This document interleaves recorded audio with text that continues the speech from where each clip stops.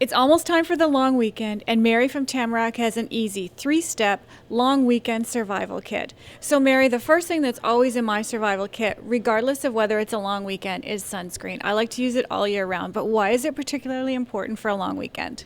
Well, sunscreen, of course, we know helps protect us from skin cancer and from burning, which isn't very comfortable. The most important thing about the long weekend is you're usually traveling somewhere. So if you're on the road and there's an accident on the road, or you run out of gas, or you have car problems and you're too hot to sit in your car, you're going to be outside, you want to have sunscreen. If you're out at the cottage and it turns out to be a hotter weekend than you thought, you want to have sunscreen.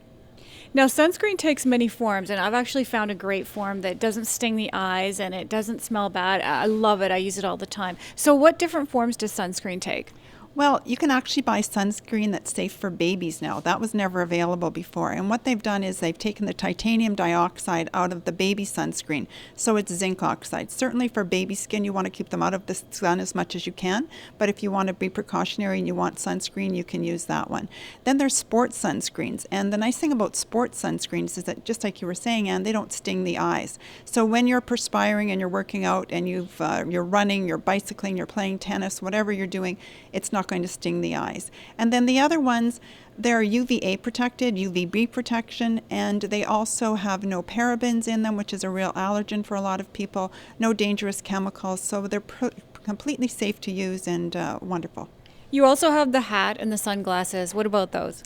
Well, of course, covering up is probably ideal, but we all like to get a little bit of sunshine. Wearing a hat can actually help prevent heat stroke as well as protecting you from the sun's rays. And you want to protect your eyes. We often forget that. The UVA and UVB rays will damage your eyes, and there's no sunscreen for that. Now, let's move on to step 2. And step 2 is hydration and water. Why is that important? Well, of course, in the summer, the temperature goes up. We tend to perspire more, so we're losing those fluids. So if you're traveling or if you're just going out to the cottage for the day or out on the lake on a kayak, you want to make sure that you stay well hydrated. It's easy to get dehydrated if your temperature goes too high. Now, recently I was traveling and I took advantage of one of those filtered water bottles. Why is that important? Well, everybody has different water, and some people are a little more sensitive to either the taste or their gastrointestinal problems might preclude them from drinking all water. So when you buy the ones with the little carbon filter in it, just takes out all those impurities. And finally, we'll go to insect repellent because we love the outdoors, but those bugs get us sometimes. So what solutions do you have?